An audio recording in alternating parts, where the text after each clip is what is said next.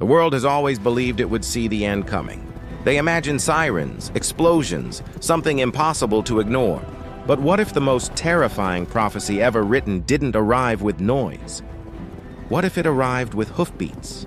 There's an animal in the Bible that most people have seen illustrated, referenced, even tattooed on skin, and almost nobody understands what it actually represents. Not really, because if they did, they wouldn't sleep the same way again.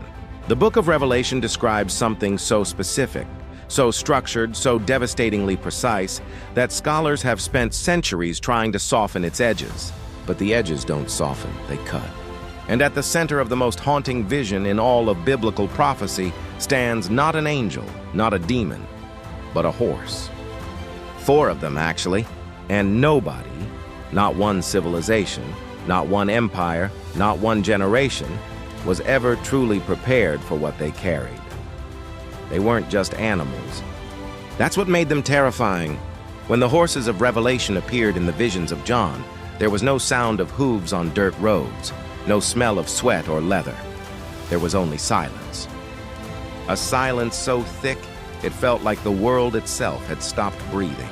These weren't creatures born in any stable. They didn't belong to any army, any king, any land. They came from somewhere beyond the reach of human understanding. And those who saw them, even in vision, felt something ancient and unstoppable moving toward them. Something that had already been set in motion long before anyone realized it. The question wasn't what these horses were. The question was what they were carrying with them. Throughout biblical history, whenever these horses appeared in prophecy, entire civilizations held their breath. Not because of the animals themselves, but because of what followed them. Empires that had stood for centuries crumbled. Harvests turned to dust.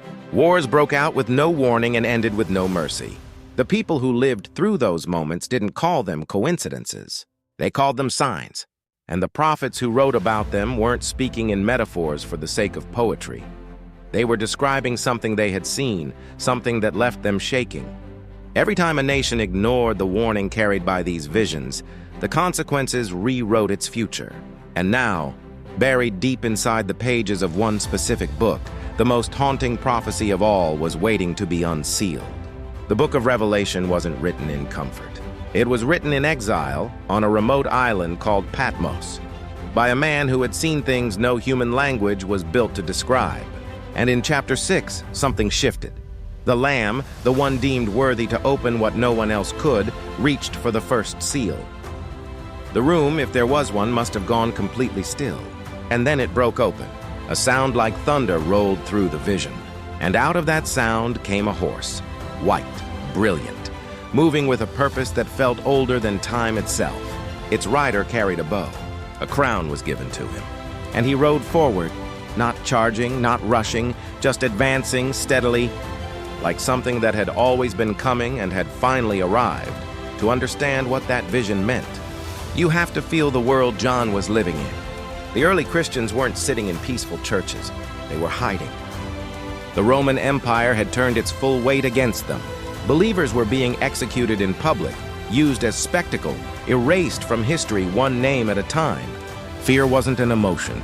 It was a constant companion. And in the middle of all that darkness, questions burned through every gathering, every whispered prayer. How long? When will this end? Has God forgotten us? The book of Revelation wasn't written to entertain. It was written to a people standing at the edge of collapse, desperate for a sign that history had an author. And what John saw in that vision didn't bring immediate comfort. It brought something far more unsettling. It brought answers. In the ancient world, a horse wasn't just an animal, it was a statement. Kings rode them into battle to declare dominance. Armies moved with them like a force of nature, unstoppable and overwhelming. To see a horse approaching on the horizon wasn't a sight, it was a warning. The ground trembled before they arrived. The dust they kicked up could be seen from miles away, announcing what was coming before it could even be heard. No wall, no treaty, no prayer seemed strong enough to stop what a charging cavalry represented. Horse symbolism in the Bible carried all of that weight: conquest, power, the raw and terrifying force of judgment in motion. So when John saw not one, but 4 horses rising in his vision, he wasn't watching a parade. He was watching the architecture of an ending take shape before his eyes. Then the seals broke open, one by one, and each one released something the world had never seen gathered together in a single vision. First came the white horse, radiant, almost deceptive in its beauty, its rider crowned and conquering. Then the red horse tore through the vision like a wound splitting open, and peace was taken from the earth as if it had never existed at all. After that came the black horse, slow and deliberate, its rider holding a pair of scales, the kind used to measure what little food remained when everything had run out. And finally the pale horse, the one that made the others look like a warning. Its color wasn't vivid or striking. It was the color of something already dying. And the name of its rider was written not in ink, but in inevitability. His name was Death. And hell followed close behind him, and then the world began to feel it. The white horse brought a conqueror who moved through nations like fire through dry grass, unstoppable, consuming, leaving nothing standing in its wake. The red horse unleashed something darker, neighbor turning against neighbor, brother against brother, the fragile threads of peace snapping under the weight of rage and fear. Then came the black horse, and with it, the slow cruelty of scarcity, a day's wages for a single meal, while the powerful hoarded what remained. But nothing prepared humanity for the pale horse. Death didn't arrive loudly. It crept in through the cracks, through plague, through famine, through the sword, through the wild things that hunger when human civilization collapses. A quarter of the earth, gone. And those who survived weren't sure surviving was a mercy, because something else was still coming. What followed wasn't just suffering, it was unraveling. The structures that held societies together began to dissolve, one by one, like stone walls eaten by something invisible. Markets collapsed. Fields went silent. Cities that had once roared with life fell into a hush that felt almost sacred in its horror. Families scattered. Leaders failed. And the people who remained looked at the sky not with hope, but with the kind of dread that comes when you realize the ground beneath you is no longer solid. There was no army to fight this. No negotiation to be made. No wall high enough. No vault deep enough. No border strong enough to hold back what the 4 horsemen of the apocalypse had set in motion. This wasn't a storm that would pass. This was a reckoning that had been written long before the first stone of the first city was ever laid. And beneath all the devastation, a question began to surface. Why? Because the horses were never just destruction. That's what most people miss. Beneath the terror, beneath the chaos and the collapse, there was an architecture, a design so precise it could only have come from somewhere outside of human calculation. The biblical prophecy embedded in these visions wasn't written to frighten without purpose. It was written as a warning dressed in fire. Divine judgment in the language of Scripture was never the opposite of mercy. It was mercy's most severe expression. A final call before the door closed. The horses of Revelation moved through history not as random catastrophe, but as the unfolding of something God had declared would happen, written in advance so that no one could say they weren't warned.